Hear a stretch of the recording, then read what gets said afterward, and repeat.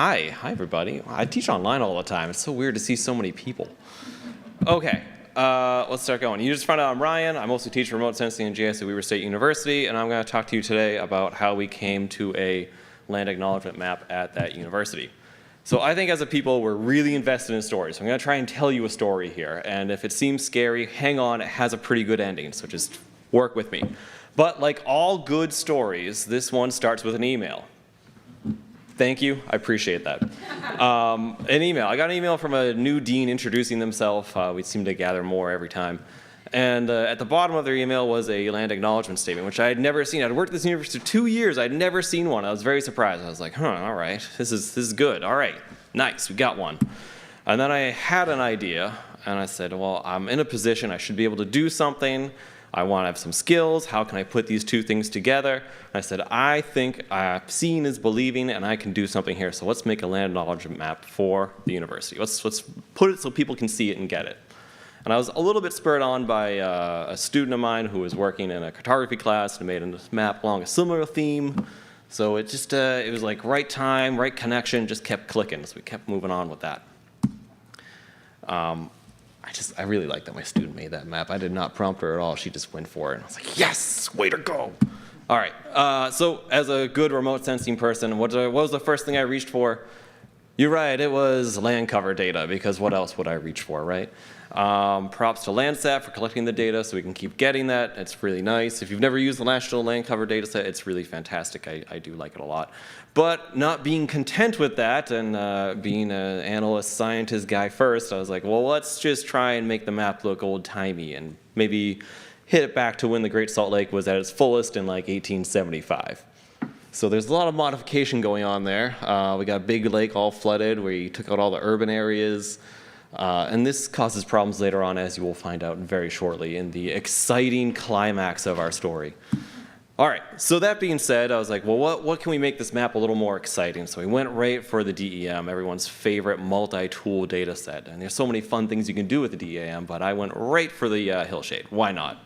Also, if you've never used GDAL, it's fantastic. Don't be afraid of the command line. It's fantastically fast and super memory efficient, and I'm done plugging that. Hopefully you all know it. You all know it, right?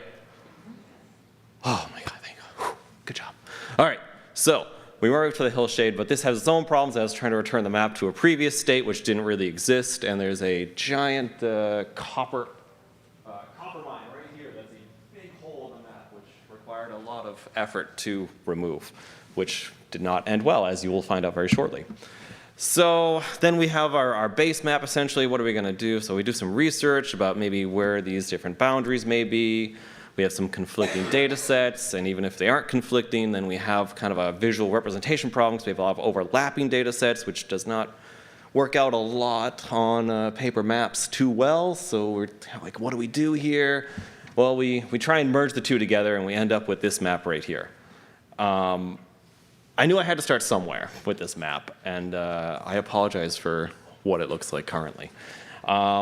I knew people had to see something to put their input in. They had to comment. If you just have a blank piece of paper, it's harder than if you see something in front of you. So I was like, let's get something out there.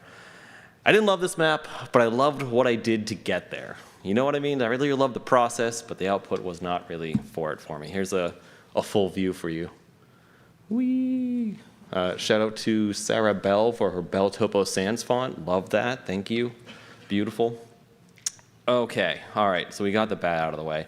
I went ahead and talked to the Native American Student Association on campus, consulted with them. They had very little feedback. We incorporated it. We kept moving on. So we went into a new consultation phase where we reached out to the 5 federally recognized tribes and First Nations in Utah. And, well, you already know how this went. It did not go well. They did not like it, and I don't even blame them, because I didn't really like it myself.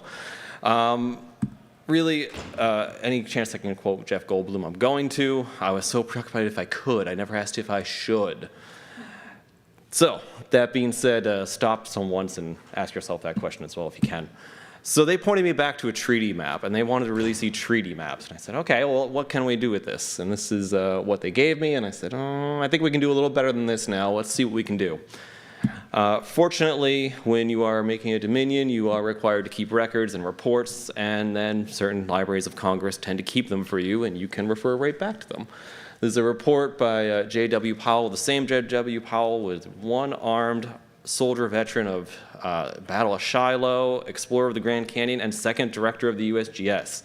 That is a resume. Calm down, man. Leave something for someone else.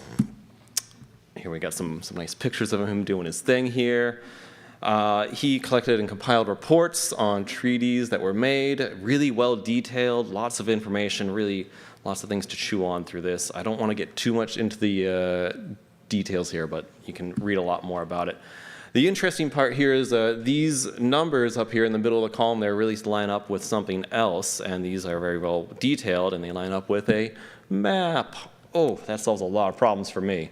I can digitize this, I can georeference this, I can grab the boundaries, but then how do we show them? Well, I'm gonna grab some colors right from their own tribal nation logos and insignias and et cetera here. All right, so we're solving problems. We're getting closer to the solution here. I also still was in love with hillshade maps. I think I still am. And I borrowed Mr. John Nelson's Imhoff style shading here because it just looked really nice. And honestly, I could get lost in this map all day.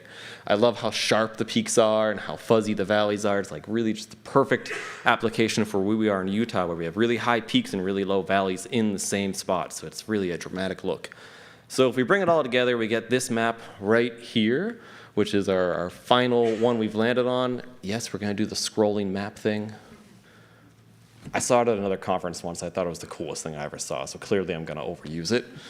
There we go. Oh, and you thought you were done. It goes right back the other way. Whew. All right, so we landed here. And generally, after we went, oh, nope, sorry, overspeaking myself here. The thing that I'm most proud about is the legend, which is not amazingly detailed, but if you scan these QR codes with your phone, they'll bring you right to the individual document pieces that show you what was agreed on by who, where, when, and how, and et cetera on those treaties. So that's the part I like the most. And it's interactive, and if seeing is believing, then you can see and believe in that as well.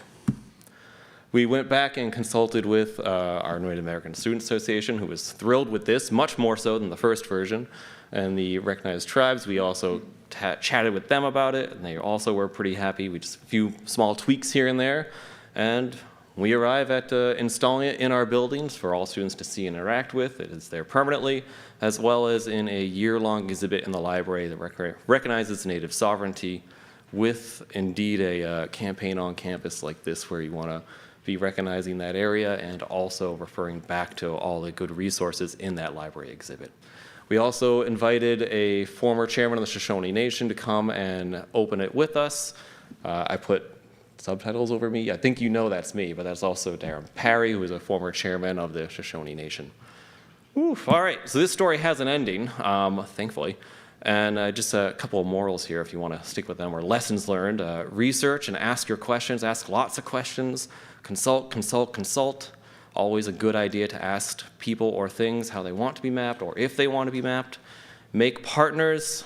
Don't just ask questions, just make partners, be good friends like that, and always be mapping. I want to thank you for your time, and lots of other people here, but I fear I'm running out of time, and thank you very much.